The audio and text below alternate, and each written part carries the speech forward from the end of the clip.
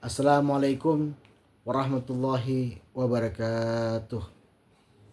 Alhamdulillahilladzil hayyul qayyum alladzi tafarrada bil baqa'i wassalatu wassalamu ala sayyidina wa nabiyyina Muhammadin afdalul anbiya wa ala alihi wa ashabihi al akhyar al adhar wa ala man tabi'ahum bi ihsanin wa ihsanin ila yaumil liqa'. Amma ba'd. Pada hari ini kita masuk dalam masalah yang sama, yaitu masalah perempuan, terkait masalah fatwa-fatwa yang disampaikan oleh Abdullah bin Mahfuz Al-Haddad. Beliau merupakan seorang ulama besar di Yaman. Oke, kita langsung aja ke bagian berikutnya. Masih berputar seputar masalah hukum-hukum yang ada pada perempuan.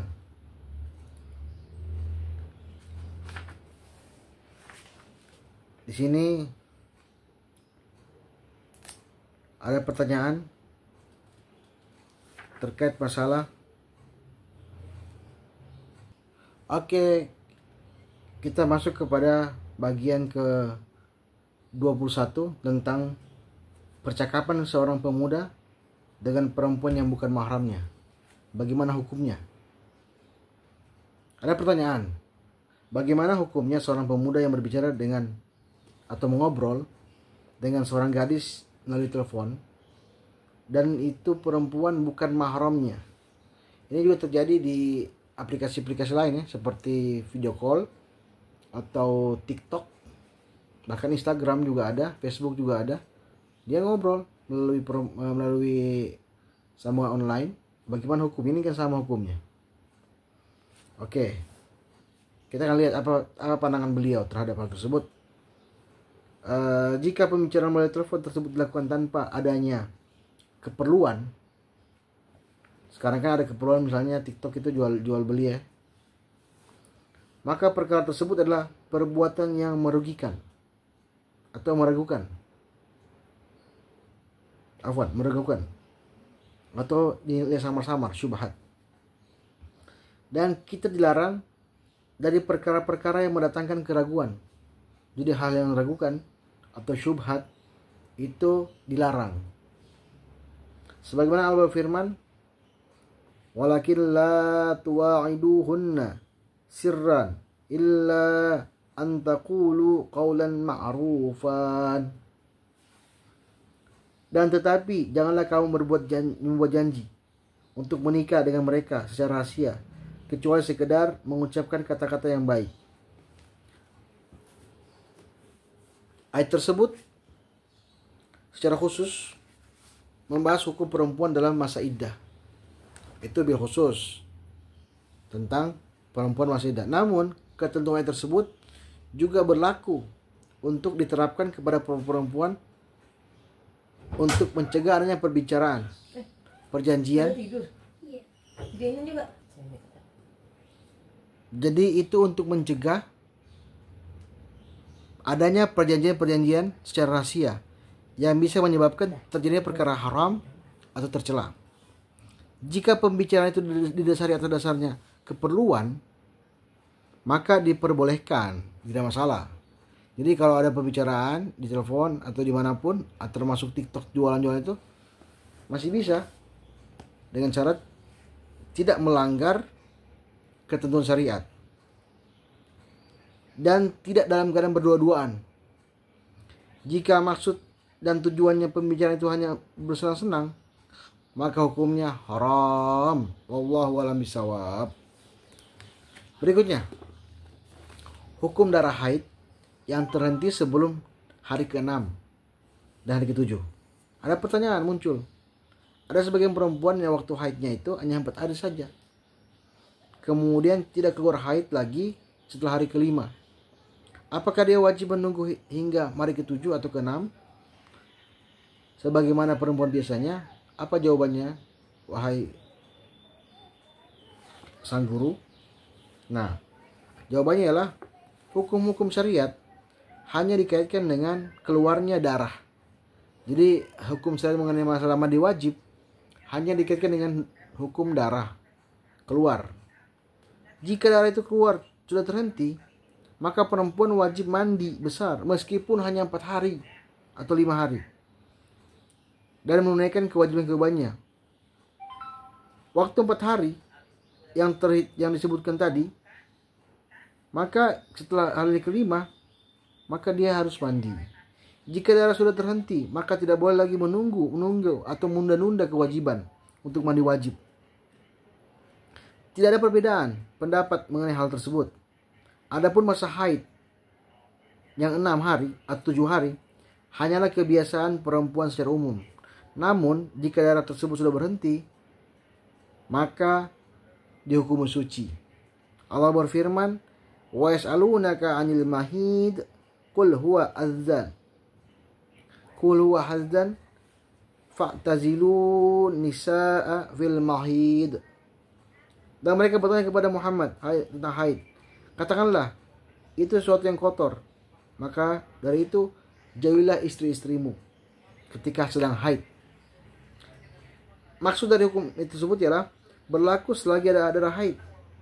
Kalau darahnya sudah berhenti, maka perempuan secepatnya bersuci, mandi besar, dan menunaikan kewajiban seperti sholat dan puasa.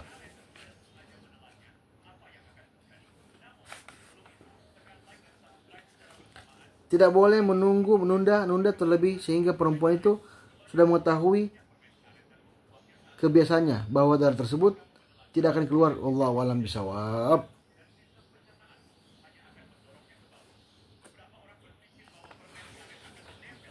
Berikutnya, hukum menggunakan sampo ketika mandi janabah. Apa hukum perempuan wajib menggunakan sampo ketika membersihkan rambutnya dari najis, atau harus menggunakan daun bidara atau sejenisnya? Dan begitu juga ketika membersihkan tubuhnya. Kata Habib Abdullah bin Mahfuz Al-Haddad mengatakan, ketahuilah bahwa wahai muslimat, bahwa mandi besar karena janabah tidak dinamakan najis, walaupun semua setelah keluarnya darah haid. Sebab orang Islam itu sudah najis, baik saat hidup maupun sudah mati. Hanya saja Allah memerintahkan kita untuk mandi besar. Apa tugasnya? Dalam buku Minhajul Talibin dikatakan bahwasanya itu tujuannya adalah menghilangkan janabah, menghilangkan hadas besar. Entah dia mimpi atau dia berhubungan suami istri, atau karena haid. Maka itu hukumnya harus mengguyur badannya dengan air. Dan boleh dalam kitab Minhajul Talibin boleh kita menggunakan sampo atau sabun, tapi dengan syarat semuanya dilaksanakan setelah niat mandi wajib.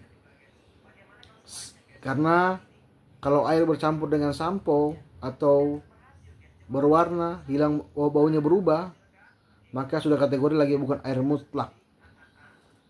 Oleh karena itu, kita wajib menggunakan air biasa dulu, baru kemudian air samponya pakai sampo, pakai sabun, dan seterusnya. Menggunakan daun bidara, sampo, sabunnya itu merupakan sunnah jika diperlukan untuk menghilangkan kotoran atau bukan, dan itu bukan perkara wajib.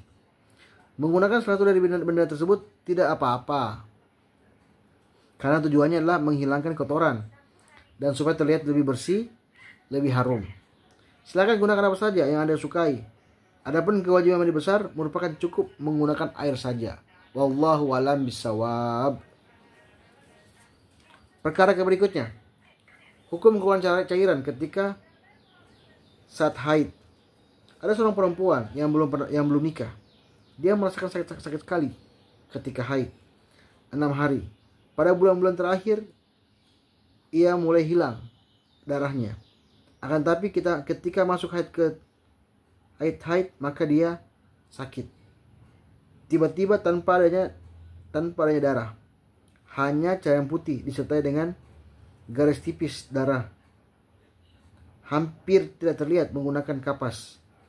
Keadaan tersebut terjadi ketika setelah 3 hari haid. Dari berikutnya, tidak ada keluar darah sama sekali, hanya saja cairan putih saja. Jadi otomatis ini menunjukkan bahwasanya darah haidnya berhenti hari keempat atau hari ketiga, tetapi hari keempat itu bukan lagi darah keluar tapi cairan putih.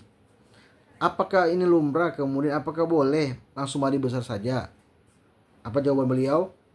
Sungguhnya garis tipis yang hampir tidak terlihat darah itu bukan darah haid. Begitu juga cairan putih yang keluar tidak dinamakan darah haid. Karena haid itu yang darah tadi. Oleh karena itu tidak boleh berhenti sholat dan tidak boleh menunggu selama 6 hari. Sebagaimana lumrahnya masa haid, atau kecuali benar-benar melihat adanya darahnya nyata. Jika dalam waktu 6 hari tidak menunaikan sholat, maka wajib menggantinya.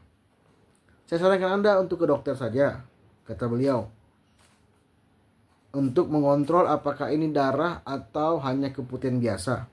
Sebab keadaan tersebut tidak seperti biasanya dan tidak seperti orang awam, orang biasanya. Maka hendaklah Anda mengkonsultasikan kepada ke dokter, sehingga hal tersebut bisa lebih jernih dan terang benderang. Wallahu a'lam bishawab. Demikianlah 4 hal yang tadi saya katakan tadi hari ini. Lebih dan kurang saya mohon maaf.